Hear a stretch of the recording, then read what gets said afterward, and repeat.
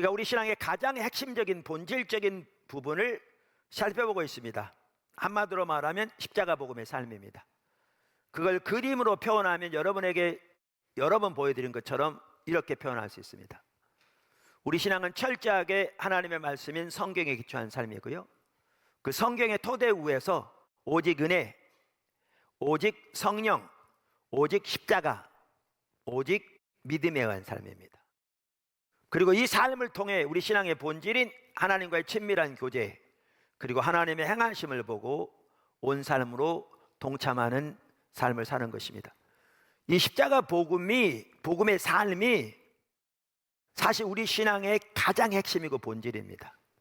이 삶이 예배를 위해서도 핵심이고요, 이 삶이 영적 리더십을 위해서 핵심이고요, 이 삶이 기도를 위해서 핵심이고요, 아무거나 돼보십시오. 사역을 위해서 핵심이고요. 그래서 저는 이 삶이 우리 신앙의 기초라고 확신합니다. 사도 바울이 교회의 기초는 예수 그리스도라, 고린도 3장 11절, 그 외에 다른 터가 없다 그랬는데, 그 말은 저는 이것을 의미한다고 확신합니다. 성경 전체를 볼 때. 근데 아까 그림에서도 보셨듯이 이 삶의 한 부분이 십자가에 의한 삶입니다. 당연히 우리는 십자가에 의한 삶을 살아야 합니다. 근데 십자가에 의한 삶을 살려면 저는 그 속에 이 5가지가 포함되어 있다고 믿습니다. 제 책 십자가의 복음에 나와 있고요, 이건 오래전에 쓴 책입니다. 근데 오래 지난 지금 생각해도 이 5가지 삶이 되면 십자가의 의한 삶이 되어진다고 저는 확신합니다. 그 5가지는 이겁니다. 첫째, 십자가 복음은 인격체이다. 둘째, 십자가에 의한 의. 셋째, 십자가의 승리를 경험하는 삶. 넷째, 십자가의 사랑에 기초한 삶. 다섯째, 십자가만이 자랑인 삶. 그래서 오늘은 첫 번째 뭘 살펴보려고 하느냐 하면 십자가의 복음은 인격체이다 라는 겁니다. 십자가의 복음은 인격체입니다. 말씀드린 대로 제 책에 오래전에 이 부분이 기록되어 있고요, 저는 이 부분의 중요성이 그때부터 보이더라고요. 그런데 최근에 선교적 교회에 대해서 배워가면서 이 중요성이 더 또렷이 보이더라고요. 그리고 오늘날 이 부분에 대한 이해가 많이 가려져 있거든요. 그리고 성도들이 이해를 잘 못해요. 근데 제가 선교적 교회를 배워가다 보니까 이게 모더니즘의 영향이더라고요. 서구 모더니즘의 영향으로 복음에 대한 진정한 이해가 가려져 있는 거예요. 그러니까 본인은 이게 성경에 기초한 진리라고 믿는데, 문제는 이 이해가 성경이 말하는 이해가 아니고 서구 모더니즘이 말하는 이해를 그대로 받아들여서 그 관점에서 성경을 보는 이해더라고요. 자, 복음은 인격체입니다. 이거를 잘 볼 수 있는 성경 구절이 그 중에 하나가 고린도전서 1장 2장입니다. 자, 고린도전서 1장 2장은 사도 바울이 복음을 전하는 것에 대해서 말하고 있습니다. 복음을 전하는 것에 대해서 말하고 있습니다. 한번 보시죠. 1장 17절. 그리스도께서 나를 보내심은 침례를 베풀게 하려 하심이 아니요 오직 복음을 전하게 하려 하심이로되 말의 지혜로 하지 아니하면 그리스도의 십자가가 헛되지 않게 하려 함이라. 여기는 복음을 지금 뭐라고 부르고 있어요? 복음이라고 부르고 있어요. 그 다음에 18절. 십자가의 도가 멸망하는 자들에게는 미련한 것이요 구원은 얻는 우리에게는 하나님의 능력이라. 23절. 우리는 십자가에 못 박힌 그리스도를 전하니 유대인에게는 거리끼는 것이요 이방인에게는 미련한 것이로되. 자, 그리스도를 뭐하니? 전하니. 오직 부르심을 입은 자들에게는 유대인이나 헬라인이나 그리스도는 하나님의 능력이요 하나님의 지혜니라. 2장 1절. 형제들아 내가 너희에게 나아가 하나님의 증거를 전할 때, 뭐 할 때? 전할 때에 말과 지혜의 아름다운 것으로 하지 아니하였나니. 그러니까 여기에 보면 우리가 뭘 볼 수 있냐면 사도 바울이 복음을 전하는 것에 대해서 말하고 있습니다. 그렇죠? 그래서 나를 보내시면 복음을 전하게 하려 하심이라. 우리는 십자가 못 박힌 그리스도를 전하니, 내가 너에게 나가 하나님의 증거를 전할 때에 쭉. 그래서 본문 말씀이, 오늘 본문 말씀이 바로 이어서 나오는데, 뭐라고 돼야 이게 옳은가 하면요, 옳다기보다는 이렇게 문맥상 물 흐르듯이 잘 연결되느냐면 이렇게 말이야 옳아요. 죄송합니다. 이렇게 연결이 잘 돼요. 내가 너희 중에서 예수 그리스도와, 아니 이제 원래 원어에는 이렇게 돼 있다고 그랬죠. 여러 번 설교했기 때문에. 그래서 모든 영어 성경 다 이렇게 번역하고 있습니다.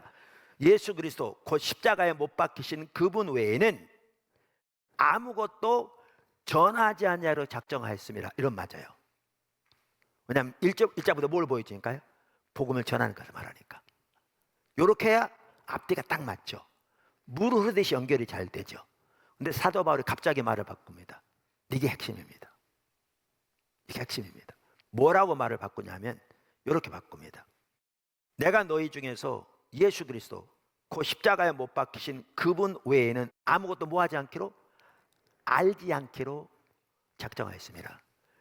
이게 왜 중요하냐면요, 이것을 보면 명확하게 볼 수 있는 한 가지가 뭐냐 하면 복음은 인격체입니다. 복음은 인격체입니다. 지금은 여러분이 이 말을 들어도 그 말의 중요성을 아직 이해 못합니다. 괜찮습니다. 인내하시고 끝까지 들으시면 이게 얼마나 중요한 말인지를 나중에 보시게 될 거고, 우리의 이해가 오늘날 얼마나 왜곡되게 잘못되어 있는가를 이제 보시게 될 겁니다. 기다리시면, 인내하시면. 그래서 매우 중요한 것은 복음은 인격체라는 사실을 분명히 볼 수 있고, 또 한 가지 볼 수 있는 것은 인격체이기 때문에 우리가 그분을 아는 만큼 그분을 전할 수 있습니다. 우리가 그분을 아는 만큼 우리가 그분을 전할 수 있습니다. 할렐루야. 자, 그러면 제가 복음은 인격체라 그러니까 적지 않은 분들이 이제 어떻게 생각할 수 있냐면, 그 당연한 얘기지, 그 당연한 얘기를 뭐 그렇게 하냐. 그런데 제가 요즘 설교하면서 그 얘기를 자주 하는데 한껏 더 깊이 들어가 봐야 됩니다. 그게 당연한 얘기인지. 그래서 그것을 보려면 우리가 몇 번 살펴봤던 무시간적 진리와 인격적인 진리의 차이를 보아야 합니다. 되게 학자들은 쉬운 말을 어렵게 표현하거든요. 제가 학자들이 쓰는 말을 그대로 갖다 쓰니까 그렇죠. 무시간적 진리, 영어로 timeless, 그러면 쉬운데, 이 말은 세대 상관없이 진리인 그런 뜻이에요. 무시간적 진리 대 인격적인 진리. 그러니까 이미 살펴봤지만 제가 이런 얘기, 지금부터 좀 어려울 수 있습니다. 지금부터 좀 어려울 수 있습니다. 미리 말씀드리겠습니다. 물론 제가 1, 2부 예배 설교가 난 다음에 끝에 여러분 다 이해하셨어요 그랬더니 어떤 분은 감격해가지고 네 그러더라고요. 그러니까 여러분 협조하시면 다 이해할 수 있어요. 네. 좀 어려울 수 있는데 여러분 이걸 기억하셔야 돼요. 피터 드러커라고, 이 시대의 천재라고 어떤 분들은 그렇게 얘기하던데, 그분의 책에서 현대 사회에 가장 영향을 미친 세 사람을 꼽는데, 제가 몇 번 말씀드렸죠. 그 세 사람이 누구라고요? 다윈, 마르크스, 프로이드입니다. 이들의 사상이 현대 세계 전체에 영향을 미치고 있습니다. 오늘날 예수 믿는 여러분들도 이 시대에 살아가면서 그냥 그게 삶의 한 방식이라고 살아가는데 그 배후에 이 사람들의 사상이 들어 있습니다. 근데 이 사상들은 다 이교적이고 반복음적이고 적그리스도적입니다. 근데 그 사상이 어디서 나온지도 모른 채 그것이 삶의 당연한 방법인 것처럼, 방식인 것처럼 예수 믿으면서도 살아가는데 실제로 그들의 영향을 받고 있는 거죠.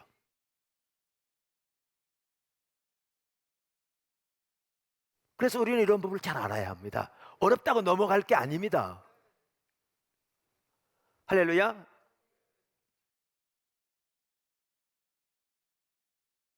어떻게 평가하든지 18세기 중반쯤에 이르러서 서유럽의 사상가들 사이에서는 이제 새로운 시대가 도래했으며 그 본질적인 성격이 계몽이라는 점에 대해서는 깊고도 광범위한 공감대가 형성되었습니다.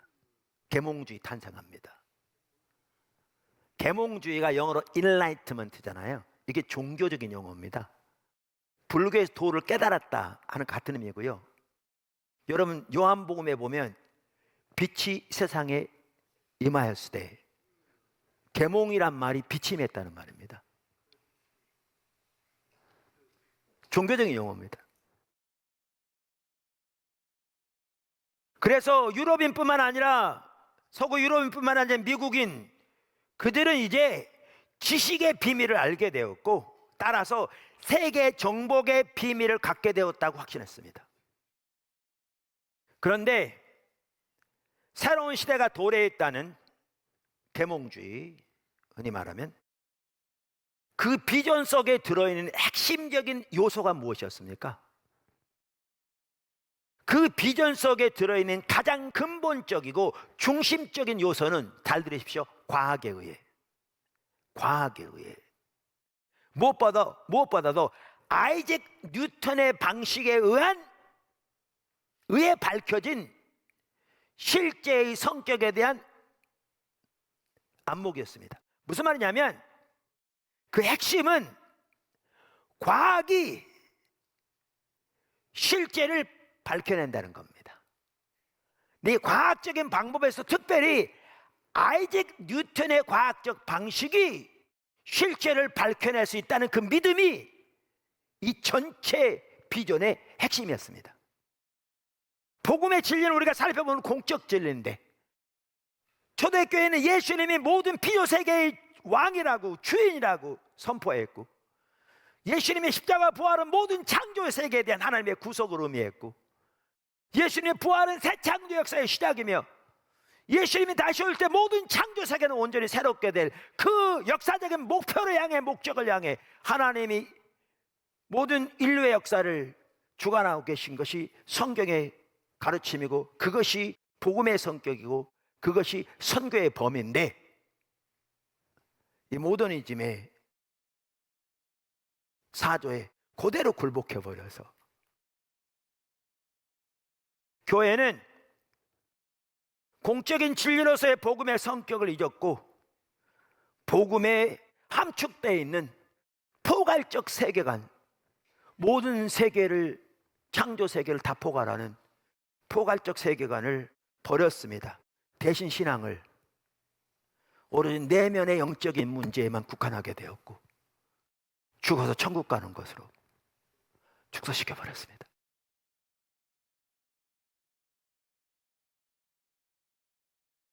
서구 교회의 영향을 받은 그리고 서구 문화의 영향을 받은 한국 교회 전혀 이해가 안 됩니다. 오늘날. 근데 서구 교회가 혹은 서구화된 교회가 어디 세계 어느 데 있든지 그 서구 모더니즘에 자신들의 신앙을 굴복해버린 것은 그런 부분만이 아닙니다. 훨씬 더 광범위합니다. 모더니즘은 성경에 대한 이해에서도 매우 심각한 변화를 가져왔습니다. 특별히 자유주의 진영에서 이 부분이 강하게 더 나타났는데요. 과학적 방법에 의해 훈련된 이 자율적 이성에 대한 이게 사실 신앙적 헌신인데요. 신앙적 헌신이 유럽을 장악하게 되면서 성경은 교회에서 대학으로 옮겨졌고요. 보통의 그리스도인 삶에서 학자들의 손으로 이동되었고요. 그들은 자신들의 성경 해석에 이 모더니즘의 방식인 과학적 방식을 적용했습니다. 뉴턴의 방식. 뉴턴의 방식.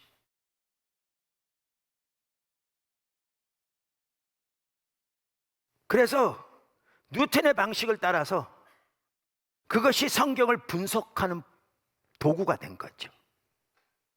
아까도 말씀드린 뉴턴은 세계를 작은 조각으로 분해해서 그런 다음에 그것을 우주의 법칙에 대한 자기의 이해의 토대에서 이것을 재분류하고 재결합하는 식으로 연구를 진행하는데, 소위 학자들이 성경을 연구하면서 그런 식으로 작은 단위로 분리해서 자기가 가지고 있는 성경관, 세계관에 대한 이해로 이것을 재조립하는.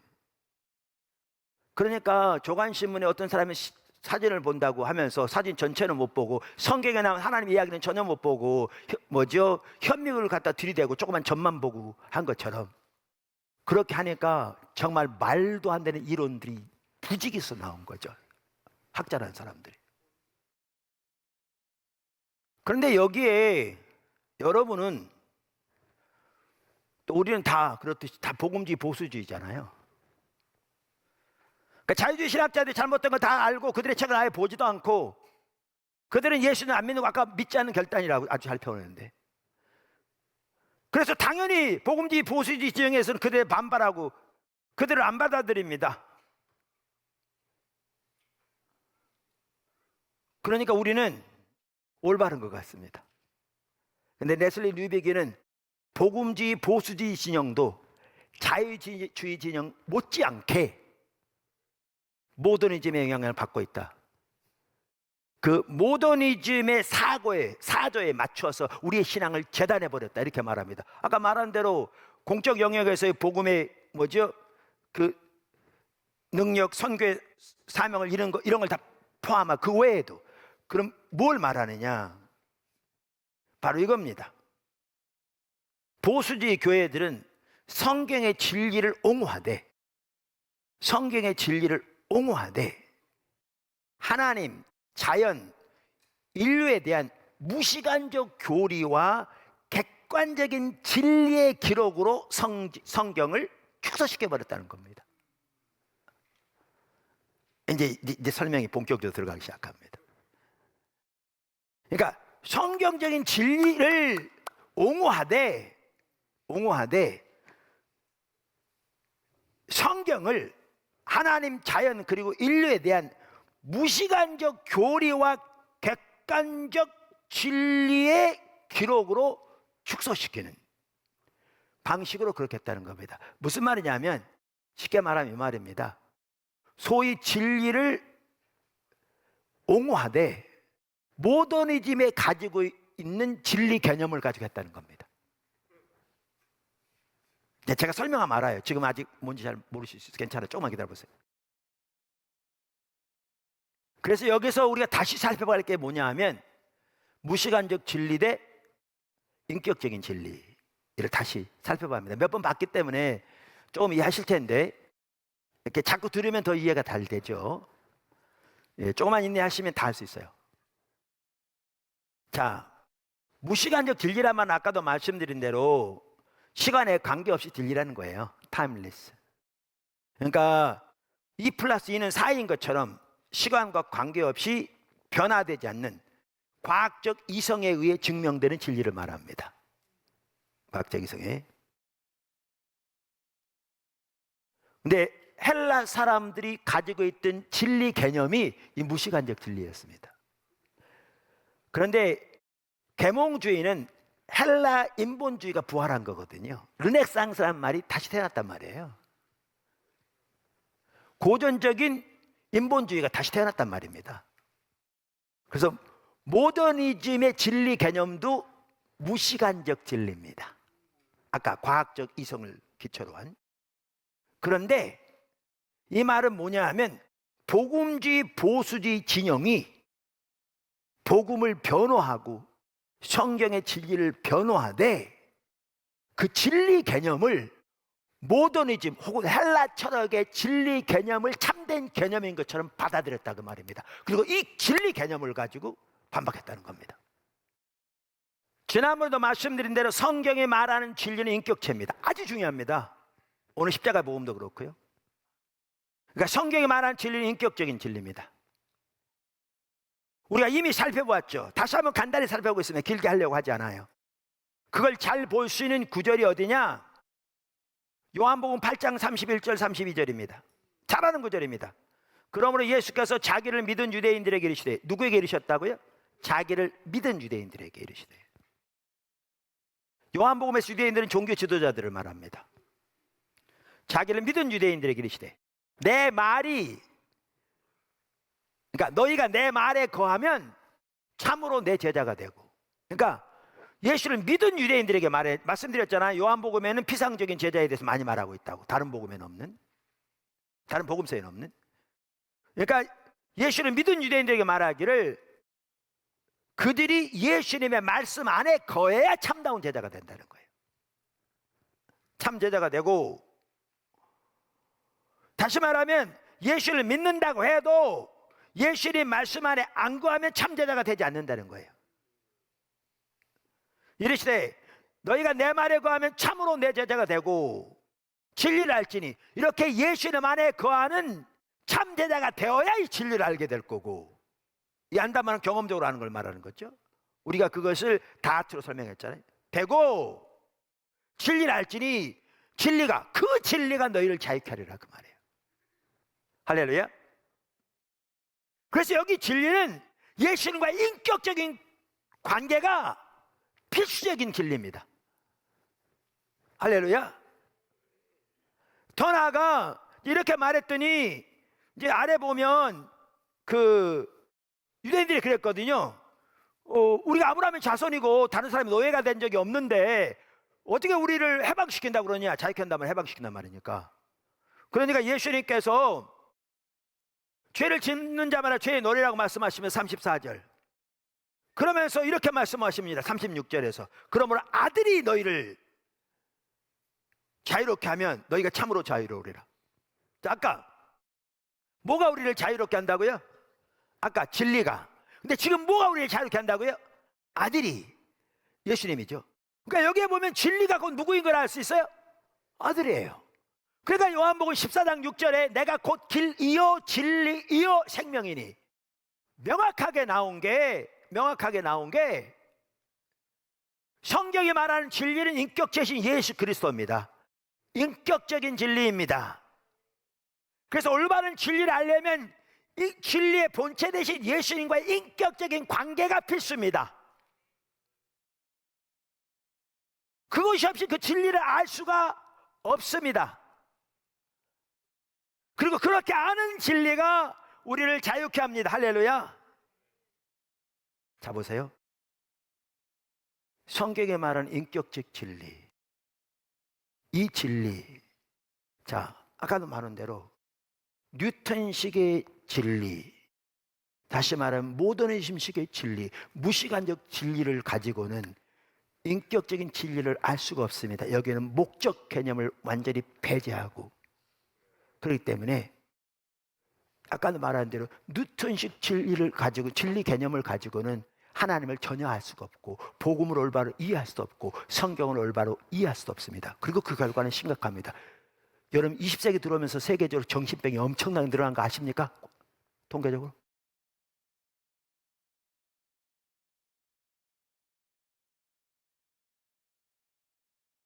모더니즘은 깊이 들어가면 혐오주의로 끝날 수밖에 없는 거 아십니까? 목적이 없기 때문에. 인류를 구원하려면 여러분이 나셔야 한다니까요. 그래서 이 진리 개념으로는 인격적 진리를 알 수 없습니다. 근데 인격적 진리를 통해서 하나님을 알면 이 개념을 이해됩니다. 하나님과 관계에서 성경 이야기를 분명히 알고, 성경 이야기의 토대에서 하나님이 어디로 온 창조 세계를 인류를 이끌고 가고 계시고 어떤 역사의 목표를 향해 가고 계신가를 깨닫고 우리는 그 일에 헌신될 뿐만 아니라 이 토대 위에서 우리는 이 무시간적 진리의 개념으로 우리가 사물을 분별하고 판단하고, 우리가 세상의 유익을 위해 때로는 과학을 증진시키고 일터 사역을 통해 인류를 섬기는 일을 할 수 있습니다. 이게 옳은 방법입니다.